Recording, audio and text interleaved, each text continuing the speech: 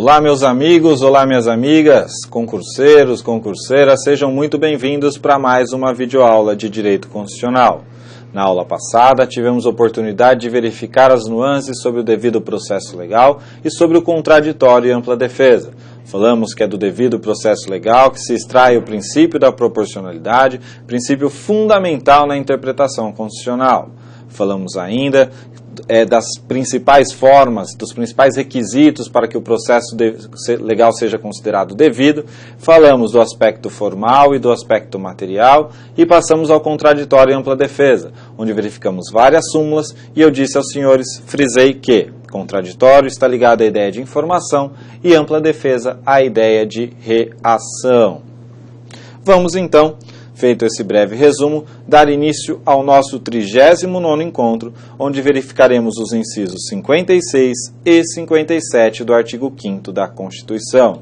Já estamos avançando bastante nesse artigo 5º e estamos quase chegando ao finalzinho dele. Ainda teremos outras aulas sobre os incisos, no entanto, já passamos da metade e estamos nos aproximando do fim dos incisos do artigo 5º. Vamos verificar então o primeiro dos incisos. Esse primeiro inciso trata das provas ilícitas. São inadmissíveis no processo as provas obtidas por meios ilícitos. Professor, qual a importância de ter isso na Constituição? É fundamental, pois a liberdade de provas sofre uma limitação, a liberdade na produção de provas sofre uma limitação, não sendo admitido provas ilícitas para que seja provada uma determinada questão, um determinado tema, um determinado assunto. Tratamos aulas atrás da violação da correspondência e dizemos aos senhores que não foi considerado como prova ilícita violar a correspondência de um preso que dava a ordem de dentro do presídio para que fosse praticado um determinado crime. Aquela prova, embora fosse considerada ilícita num primeiro momento, foi relativizada essa ilicitude em prol da sociedade com os argumentos que nós trouxemos aos senhores naquela oportunidade. Aqui, o que nós vamos verificar?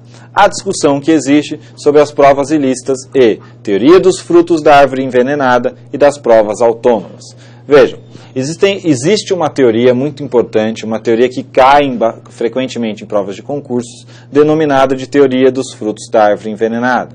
Essa teoria afirma o quê? Que se existir qualquer ilicitude de uma determinada prova em um determinado processo, todo o processo será contaminado. É como se nós pegássemos uma fruta podre e colocássemos ao lado de outras frutas. Essas outras frutas seriam contaminadas e também apodreceriam. Ou seja, uma prova ilícita contaminaria todas as outras provas, todos os outros processos. Daí decorrem no processo penal várias outras teorias, como teoria da descoberta inevitável, teoria da descoberta fortuita das provas. No entanto, é importante que vocês conheçam aqui a ideia das provas autônomas.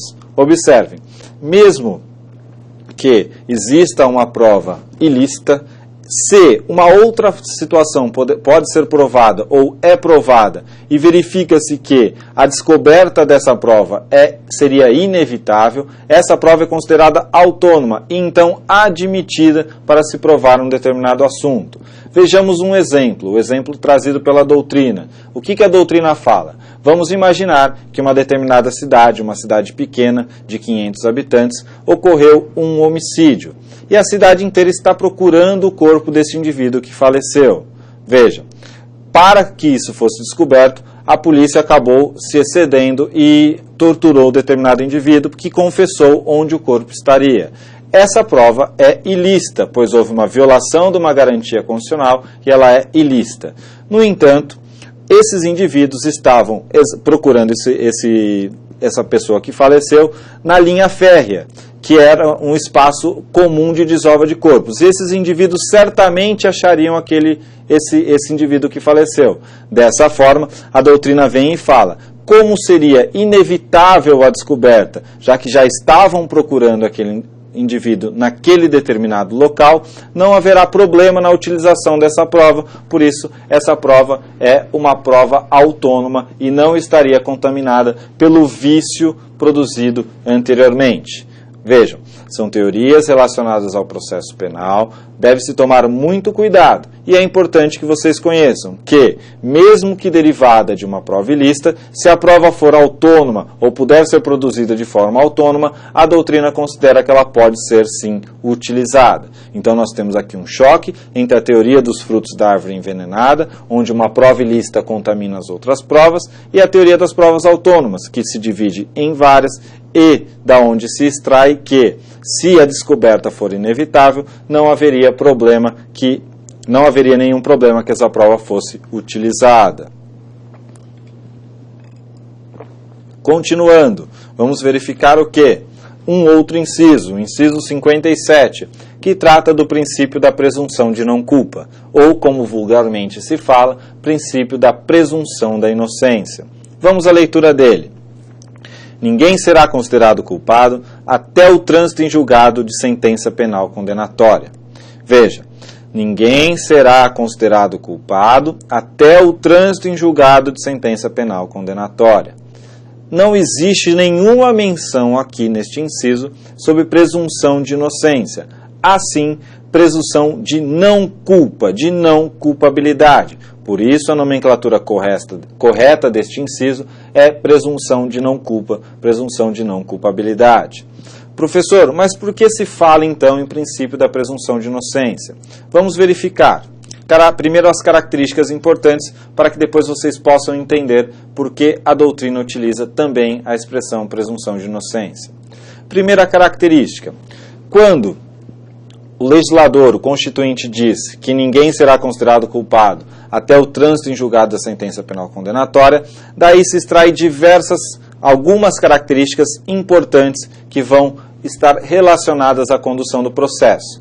A primeira dela, se ninguém será considerado culpado, incumbe aquele que deve acusar provar os fatos. Por isso há uma inversão do ônus da prova. Não é o indivíduo que tem que provar que não é culpado, mas sim o acusador, o órgão acusador, provar que ele é o culpado. Por isso, ocorre uma inversão do ônus da prova. Ainda, segunda característica, não se presume a inocência do indivíduo, que foi o que eu disse aos senhores. O que se presume é a não culpa, a não culpabilidade deste indivíduo. Ainda, não se considera o indivíduo culpado. Essa é a diferença existente. Não vai se presumir a inocência, mas vai se presumir que não vai se considerar o indivíduo culpado. E aí nós veremos no próximo slide por que existe essa discussão e os senhores vão entender isso de forma muito clara. A presunção de inocência, que é o que nós normalmente ouvimos ou que nós lemos até em alguns livros, ela está contida no artigo 8º, ponto 2, artigo 8, ponto 2 da Convenção de Direitos Humanos. Vamos à leitura deles e da leitura vocês vão verificar a diferença para princípio da presunção de inocência e princípio da não culpa. Toda pessoa acusada de delito tem direito a que se presuma a sua inocência, enquanto não se comprove legalmente sua culpa. Durante o processo, toda pessoa tem direito, em plena igualdade, às seguintes garantias mínimas. Aqui, nós estamos falando em presunção de inocência, e na Constituição falamos de presunção de não culpa. Verifique-se, a parte da doutrina, não existe uma doutrina que prevaleça sobre a outra, mas há parte da doutrina que considera que essa diferença é meramente de nomenclatura e que presunção de inocência e presunção de não culpa são a mesma coisa. No entanto, você é um candidato diferente e vai levar para a prova que tem doutrina que não considera que não existe nenhuma diferença e tem doutrina que aponta essa diferenciação, dizendo que, na verdade, há uma pequena diferenciação entre presunção de inocência, que é o que está contido na Convenção de Direitos Humanos, e presunção de não culpa, que é o que está contido na Constituição, no artigo 5º, inciso 57. Vejamos, então, uma questão a respeito desse assunto, que caiu na PGE em 2009. Em razão do princípio da presunção de inocência, não é possível haver prisão antes da sentença condenatória transitada em julgado. A resposta está, por óbvio, considerada errada. Basta a gente ter em mente as prisões cautelares, como a prisão temporária e a prisão preventiva. Por que é importante essa discussão? Houve, há pouco tempo, alterações no Código de Processo Penal quanto à necessidade de, após uma decisão de primeira instância, o indivíduo que estava solto ficar preso ou o indivíduo que estava preso ser libertado. Por isso, em 2009, existiam muitas discussões a respeito da possibilidade de um indivíduo ser preso ou não. Há sim possibilidade de um indivíduo ser preso. Isso não viola o princípio da presunção de inocência ou o princípio da não culpa. Por que não há essa violação? Porque existem outros direitos do outro lado da balança que pesam mais sobre esses princípios, como, por exemplo, os requisitos da prisão preventiva, como garantia da ordem pública, garantia da ordem econômica ou a segurança da vítima, eventualmente. São situações que podem pesar mais em detrimento desse princípio da presunção de inocência ou princípio da presunção de não culpa ou princípio da não culpa. Importante conhecer essa diferenciação. E é importante que vocês saibam, eu vou frisar para que vocês não esqueçam, que existe parte da doutrina que considera que não existe diferença nenhuma. No entanto, há alguns doutrinadores que trazem essa diferenciação, por isso é importante que os senhores conheçam. Com isso, nós encerramos mais uma videoaula. Está aqui o meu contato. Caso vocês tenham dúvidas, podem enviar para a gente que nós vamos responder aos senhores. Um grande abraço, bons estudos e boa sorte.